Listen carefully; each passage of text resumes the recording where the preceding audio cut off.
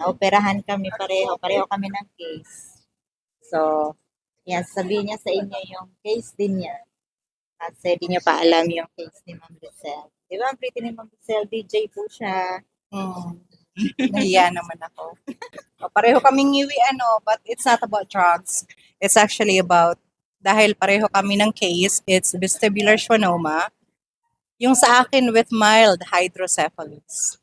Wala akong shunt. Yun ang pinagkaiba namin ni si Suzette kasi siya meron, ako wala akong shunt. Yung shunt po, ibang ano naman yun, procedure yung sa kanya. Kaya nakadalawa siya sa brain, dalawa siya sa baba. Parang tuhod, balikat ulo.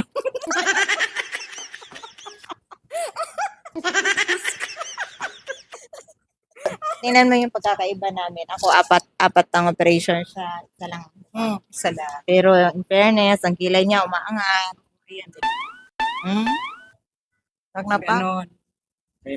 Ang nakakatuwa dito, inoperahan niya siya may eyelashes. Oh yes. Oo.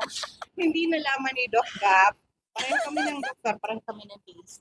Hindi niya alam na operada ako. Akin na yung microphone. Oo, hindi niya napansin na na may lashes ako.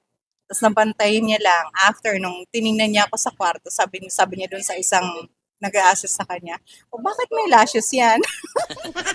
Nandiyan na ba yan? Diba comedy masyado? Tawa ko ng tawa. Nung time na yun, hindi pa ako pumubukas ang mata, pero pinapakinggan ko lang tawa na. Yung isip ko kasi, kalug talaga. Alam mo yun, masayahin talaga akong tao. So yun. Pero pak na pak ang lashes. Ipapakita mo ba yung mukha? Nakakatuwa. Yun lang. Sexy Terry ng Tacloban. Pero nakabakasyon ako ngayon. Pero hopefully makabalik ako. Pinapractice ko rin yung saya kasi yun yung vibe ko on air. Ganun na. O di ba, na-meet ko na si Miss DJ, Sexy Terry. At masaya din ako. Kayo? Masaya ako kasi nakilala ko siya. Alam niyo ba, na-inspiration ko to nung time na after operation, hindi ko alam yung pathway ko kumbaga. Pero dahil kay Suzette, nakita ko yung mangyayari sa akin sa susunod na mga taon. Kasi nauna siya and we have the same case.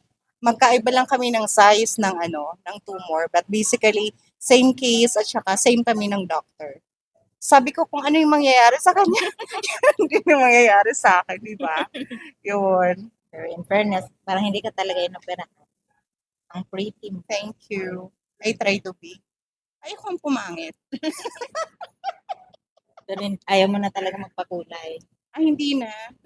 Sa lashes na lang ako babawi, pero sa buhok hindi na. Kasi alam mo, on a serious note naman kasi, pag naoperahan ka na, nagiging very careful ka na rin. May mga restrictions na tayo, may mga boundaries na tayo. Pero hindi naman nag-i-end ang buhay just because may tumor tayo. Diba? The goal of this interview is para ma-inspire ka, huwag kang matakot. Kasi kung nakaya namin, kaya mo din. Nakakatulong talaga ang pagiging masayahin, yung dapat hindi ka, apekto talaga sa, yung mga negative pa. Yeah, Dapat positive lang talaga. Malaking tulong talaga. Malaking tulong talaga. Kasi kung mahina ka, baka di mo kayanin. Kasi I remember my boss, yung sa work ko, sabi niya, huwag kang bibigay. Kasi pagka mahina ka, dead end yun pag nasa operating table ka na. Sabi ko, ayoko nga. Isip ko talaga, hindi ako nagsasalita, pero yung utak ko sabi, ayoko nga. Kikay pa rin, di ba? Ayoko talaga. Sabi ko, bahala na yan. Kakayanin ko to. Kaya ni Lord yun. Di ba? Oy, thank you so much. Thank you.